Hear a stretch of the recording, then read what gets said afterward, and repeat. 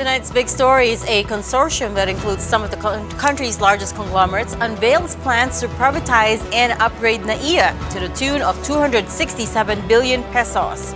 The group says it can double the capacity of the country's main gateway if given a 25-year concession. It's day one for new Health Secretary Dr. Ted Herbosa. We'll have him later in the show to talk about his 8-point agenda, lessons from the pandemic, and his plans to beef up manpower in the healthcare sector. And President Marcos, whose presidential campaign was criticized for supposedly being aided by fake news, says disinformation has no place in society. He says he wants to launch an anti-disinformation campaign. Welcome to the show. I'm Regina Lay. I'm Gretchen Ho. And I'm Sean Yao. All right, Reg, what's our biggest story today? As we can see, it's the rehabilitation of the NAIA. That's supposed to be good news? It could be, but again, there's a long saga behind it, right? It is a long process, and it is an unsolicited bid that this consortium has put in to rehabilitate NAIA. Of course, we all want that to happen, right? But the decision rests with the Transportation Department. I heard the bid is about a 25-year span. They say that it will increase capacity from 31 to about 70 million passengers. Now, my sincere hope is that there won't be any power outages anymore. At least. Especially just before a long weekend. Yeah. Again. As you pointed out last time. Well, let's look at some of the details. The group that counts some of the country's largest conglomerates, I should say, has unveiled plans to privatize and revamp NAIA, as we were just saying, to the tune of 267 billion pesos. This consortium includes Mega World, Philinvest, Ayala, Lushutan Group, JG Summit, Aboitiz, and Global Infrastructure Partners, led by former World Bank President Jim Yong Kim.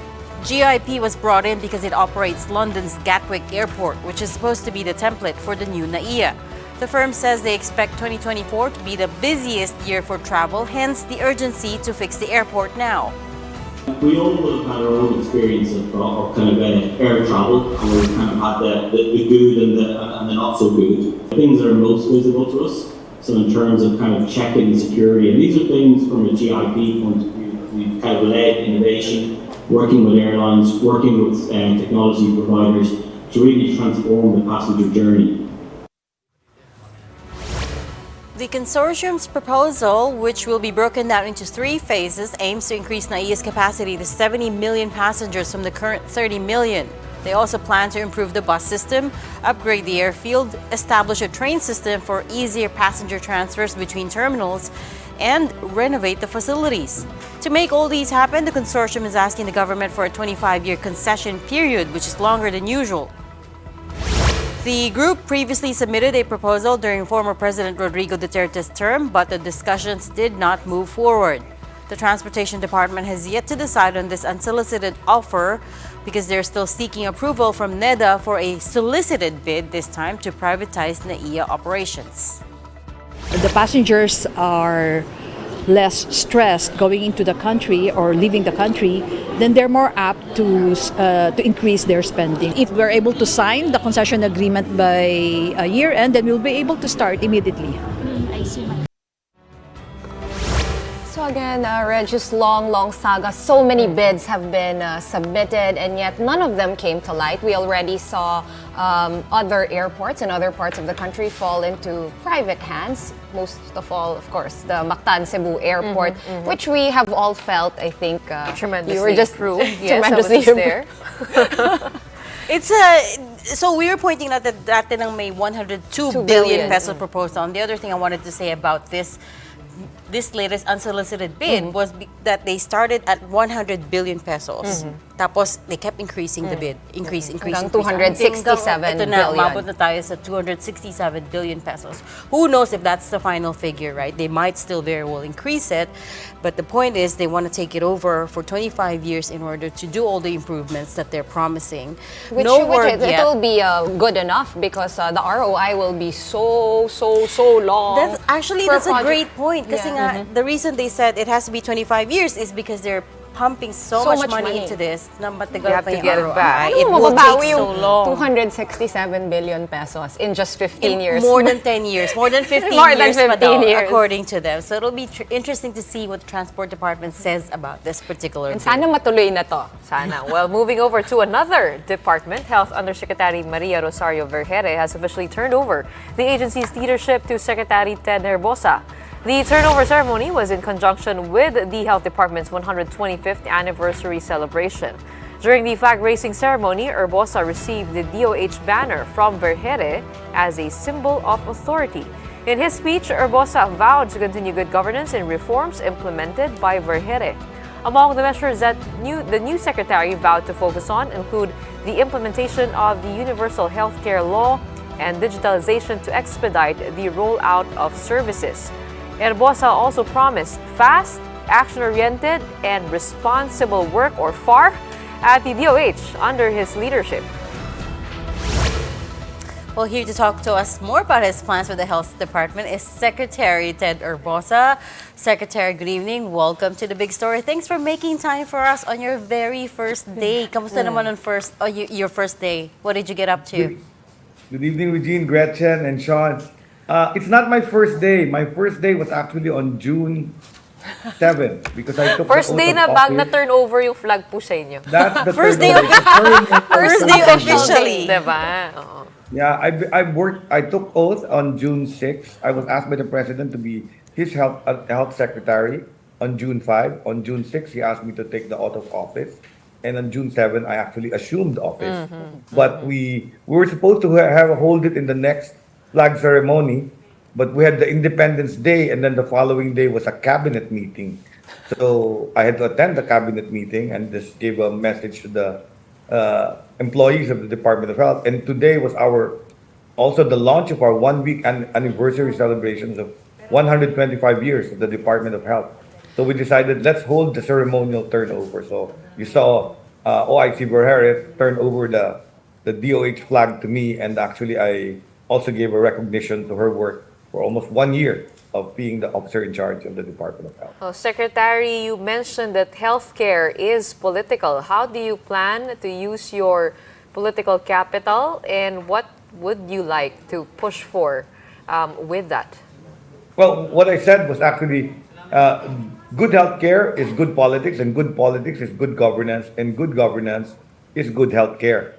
So basically, I'm telling the people that we have to implement my 8-point agenda, which I translated into Filipino. The first one is access to healthcare. Bawat Pilipino, ramdam ang kalusugan. The second is ligtas de kalidad at mapakalina. Sorry, Tagalog it's hard to see. Service, so it's about safe and quality service. Number 3 is technology or digitalization of healthcare. Number 4 is crisis management in terms of when there are crises. Number 5 is disease prevention. Number 6 is mental health. Number 7 is healthcare workers' benefits and welfare. And number 8, of course, is times of another pandemic, be able to prepare for it. So this was the 8-point agenda I put together so that we can have our own direction. I also launched our byline, which is Healthy Pilipinas, Bawat Buhay Mahalaga. All right, Secretary Herbosa, you're right. You actually did start work because now I remember you had kind of this semi-controversial quote. A lot of nurses reacted to this when you said it. You said that you would allow to bolster up our manpower in hospitals, allow underboard passers. Maybe you'd like to explain this to us a little bit more. Where did you get this idea, and how do you plan to roll it out? Correct. So right now, when I came in, I found out that the Department of Health alone has about 4,500 vacant plantilla nursing items. That means most of our hospitals, probably, and other facilities have items, but no nurses are being hired. So I discovered that the passing rate in the nursing boards is something like 50%. So of the thousands, about 11,000 passed every year. So that means another 11,000 don't make it and will have to retake it. So I said, in other countries, they bring them in as what we call board eligible professionals. So the direction is to be able to get a temporary license for a period of, let's say, 3 or 4 years, allow them to work in a Department of Health hospital, and then be able to finally pass the board exam. So this would beef up the source of our nursing plantillas that are not filling up the items that we have in our different DOH hospitals. Are these are these workers going to be put in hospitals, Secretary, or you're thinking more of office The work? items are all over the country, and they can be in hospitals, they can be in rural health units, they can also be found in even in centers for health development or our Right. regional offices Right, in because- public health. So those are the items available that are unfilled because Right, our nurses are but then moving for the abroad. next question there is, hindi ba delikado yun if you put non-board passers in the hospitals? Isn't that what patients will be asking you? Of course not. This is done in other countries when we put they graduated 4 years of nursing degree, so they have a diploma. So they're not like uneducated people. They have a nursing diploma. And I said earlier today, this morning, I said maybe the category of those that got the grade or rating of 70 to 74. So this flunked the test, but they're actually borderline. So I've been teaching in the university for a long time. Sometimes that's a borderline thing when you have people in the 70 to 74 category. So I think they can be given a temporary license, be allowed to practice under supervision with verification of stuff that they cannot do. Of course, you don't make them do the dangerous stuff. They'll be supervised by licensed nurses, and they make them more competent as they practice the profession.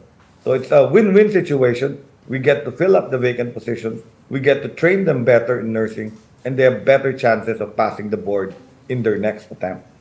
Well, Doc, sinasabi po nila, bakit nila lang daw po taasan yung sweldo ng ating mga health workers, imbis na, just having them leave, keep them here in the Philippines, give them a better working condition. Okay, actually for government, mataas ang salary na. No?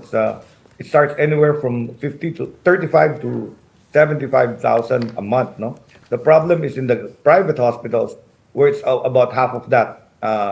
And there's been talks about raising the level of salary for private hospitals to similar level as that in government. The only problem with that is you will raise the cost of healthcare because then the private hospitals will also pass it on to the patients that get admitted in the hospital.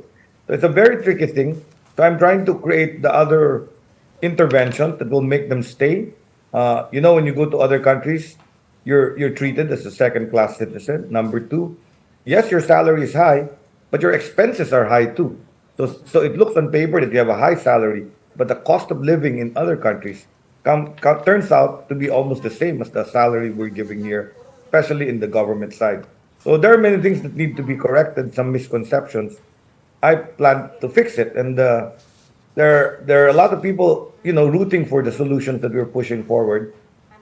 Just this afternoon, we passed on another solution, which is the nurse assistant. So another option is passing on, giving them an item called the nurse assistant, which is a lower salary grade, but they're able to work even without a license yet. So there are many solutions on the floor. 2 or 3, I think, are coming to fore. And I'm glad there will be openings for them because they can work in the Philippines. And they pay back. There is what we call a return service agreement, wherein, depending on the number of years they've stayed and worked with us until they pass the board exam, they'll have to pay that years of service that we took them in. So it's called a return service agreement. And it's done in many other situations or professions. All right, fair and good, Dr. Herbosa. Secretary Herbosa, rather. Now, apart from this issue with the lack of manpower in our hospitals, both private and public, as well as the exodus of nurses, of course, you are the first Secretary of Health after the pandemic. Apart from COVID-19, a host of other health issues have also cropped up, different kinds of viruses, illnesses, lack of vaccination. What are your other, so to speak, top of your agenda when it comes to the health sector that need to be addressed ASAP? Okay, so the president actually gave me some instructions. First is, why is the Philippines always in the top 10 countries with a high burden of TB? So I've been going around the past week in different TB directly observed therapy centers all over the country, in Mindanao, in Pampanga, and I've been discovering that our cases of TB had increased during COVID. What happened was people wear masks outside, but because we were all confined, they would stay at home without a mask, and the number of TB cases actually tripled.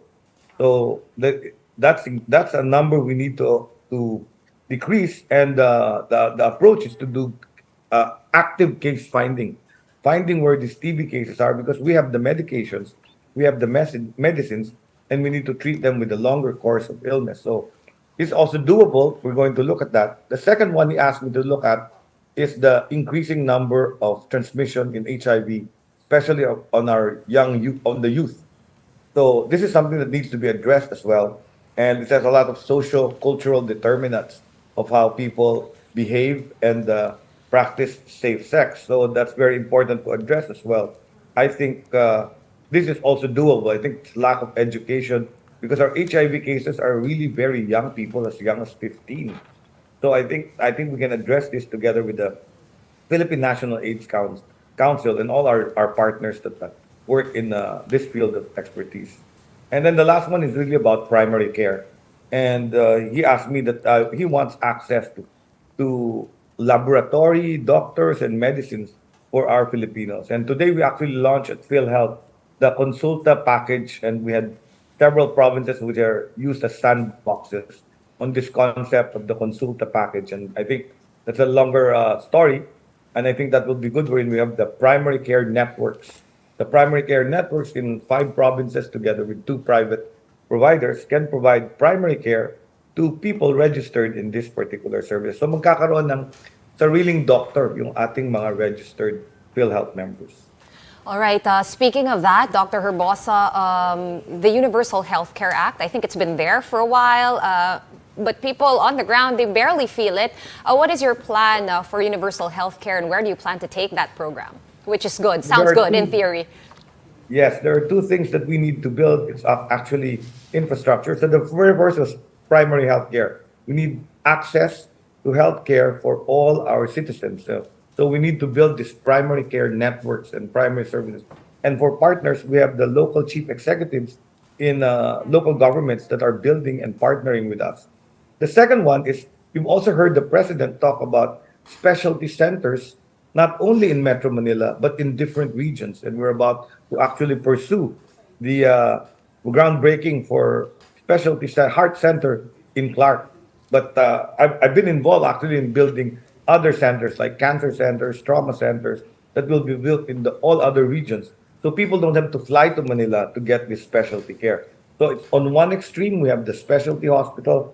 On the other extreme, we have basic primary care networks. So then we navigate them through this whole what we call hub and spokes model, wherein the center is probably the patient, and then we bring them to all the different referrals.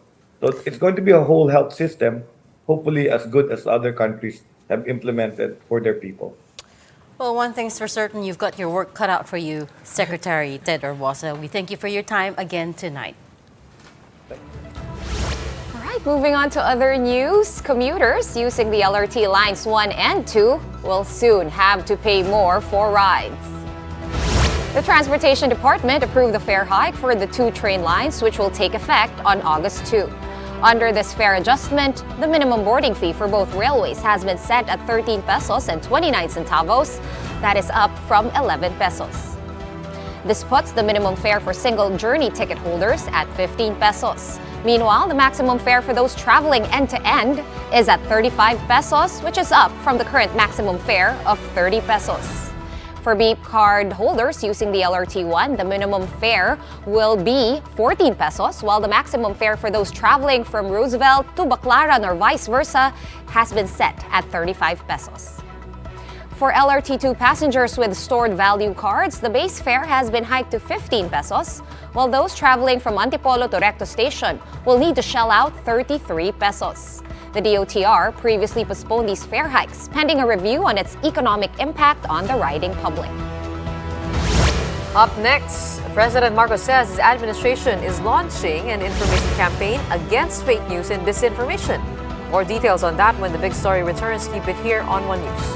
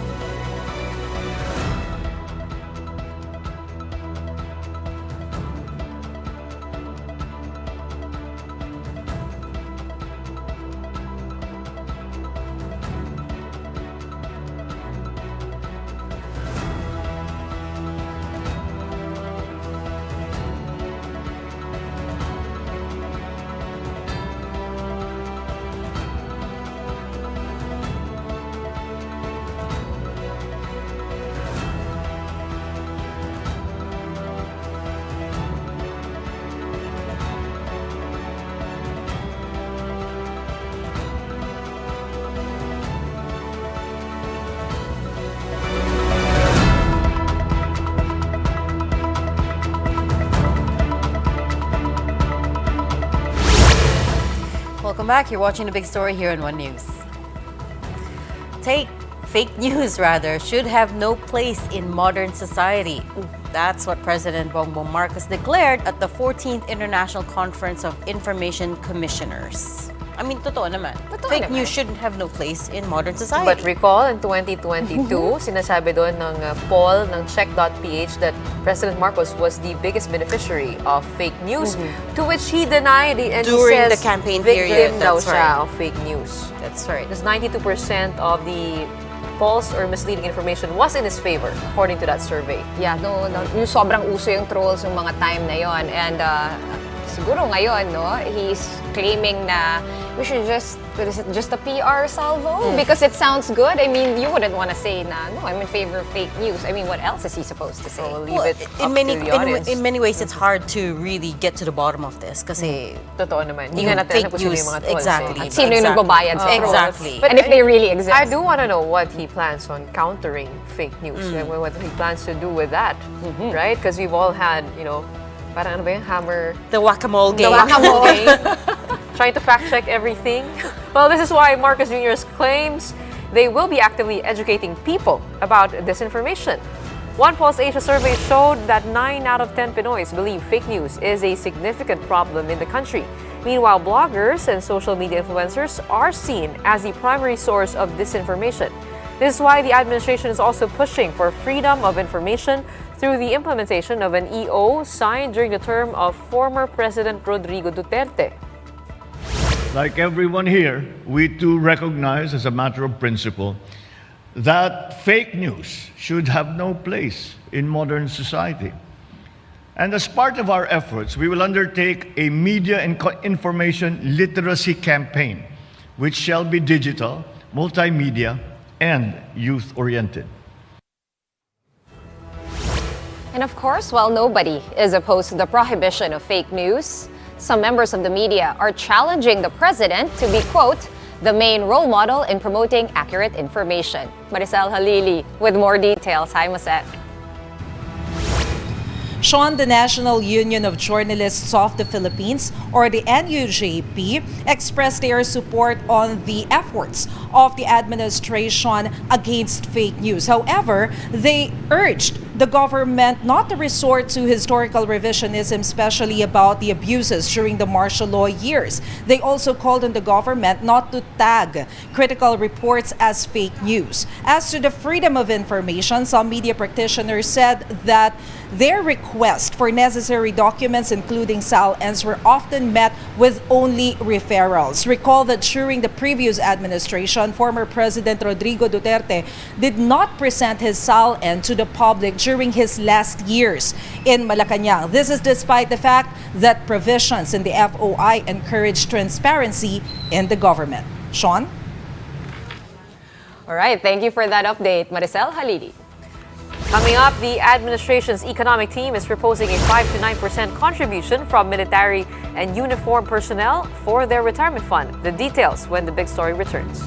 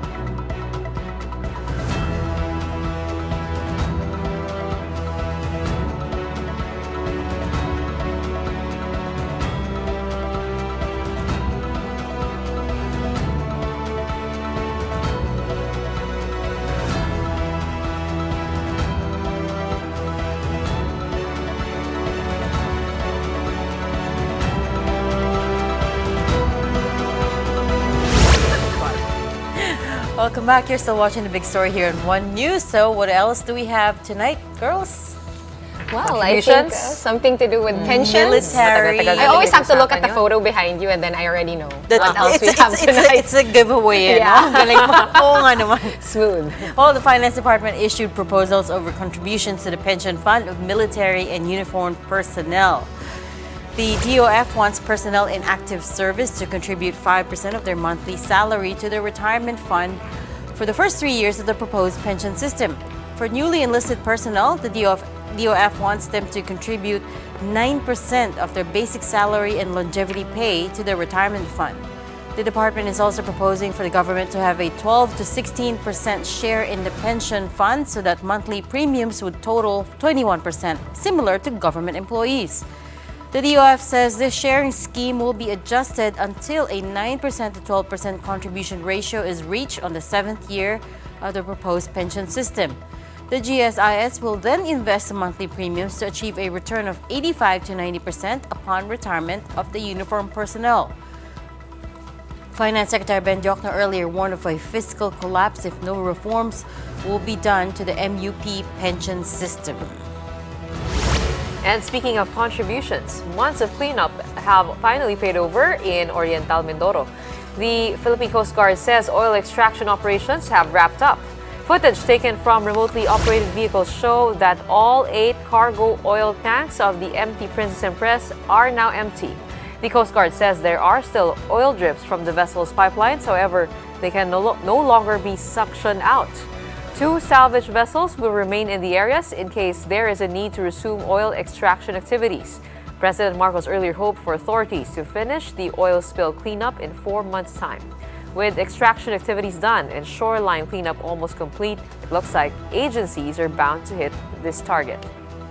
Kumakapit talaga yung oil do sa bakal. Naka-freeze na siya na nakakapit at baka hindi na by this time na umangat pa. So, ang natitira na lang, may mga nagdi-drip ng konti na konting-konti lang talaga. Around 95% na base dun sa huling report sa amin sa PCG sa headquarters. But ang sabi ko nga sa inyo, hindi pa namin siya ma-declare totally na completed na dun sa shoreline. Alright, Gretch and Gretch, this one is maraming matutuwa dito. Kasi before we go, our big picture tonight is the Eastern Police District gaining the ire of National Capital Region Police Chief Major General Alan Ocubo after he made a surprise inspection on Sunday. Why? Well, Ocubo reprimanded the parked motorcycles of some police officers outside the Eastern Police District office in Pasig. Now, aside from causing obstruction, most of these motorcycles also did not have license plates. And you know that's a busy road. That's on Meralco Avenue. I used to live near there. So were they towed? O napagalitan lang? Pagalitan lang. Disiplina. I mean, they have to set the example, right? Right? Like President Marcos said. Exactly. That's true. exactly. And so we're issuing that challenge. And that's it for the show tonight. We are One News, all sides, all the time. Thanks for watching and have a good night.